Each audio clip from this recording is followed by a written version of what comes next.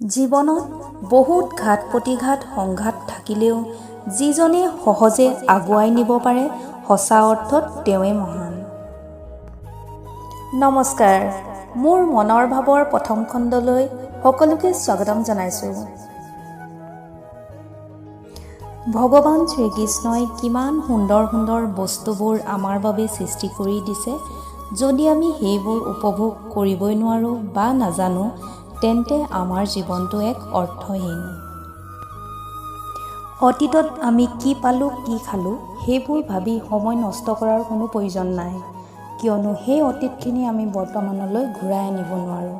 সেইবাবে হৈ যোৱাটো হৈ গ'ল বুলি মানি জীৱনটো আগুৱাই নিব লাগে।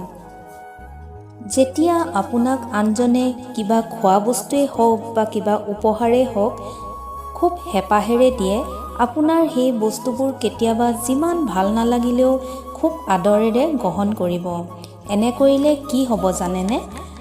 আপোনাৰ প্ৰতি দেউতাজনৰ মনত সন্তুষ্টি পোৱাৰ লগতে দায়িত্ববোধ পালন কৰাৰ স্পৃহা দুগুণে বাঢ়ি যাব।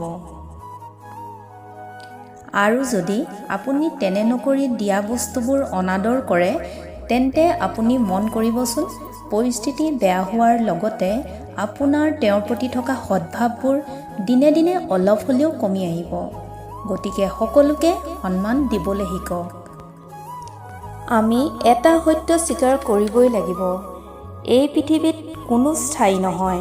আজি আপুনি গ'লে কাইলৈ ময়ো যাব লাগিব এই পৃথিৱীৰ পৰা। গতিকে আনৰ দুখ কষ্ট খুচৰি নাথাকি সুন্দৰ মন লৈ সৃষ্টিশীল কৰ্মৰ প্ৰতি নিজকে নিয়োগ কৰা। চাবা, সকলোবিলাক সুন্দৰ সহজ হৈ পৰিব। আমি সদায় যিকোনো বেয়াটোৰ প্ৰতি প্ৰথমেই আকৰ্ষিত হওঁ আৰু ভালটোক সদায় অৱহেলা কৰোঁ।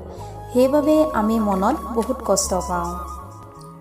বেয়া মানুহে সদায় বেয়া মন্তব্য কৰে আৰু ভাল মানুহে সদায় ভাল মন্তব্য কৰে।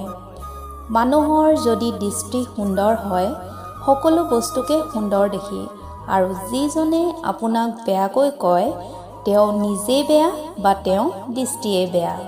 শেষত ভগৱান শ্ৰীকৃষ্ণই কৈছিল, কি বিভেদ আছে মোৰ আৰু আনৰ মাজত?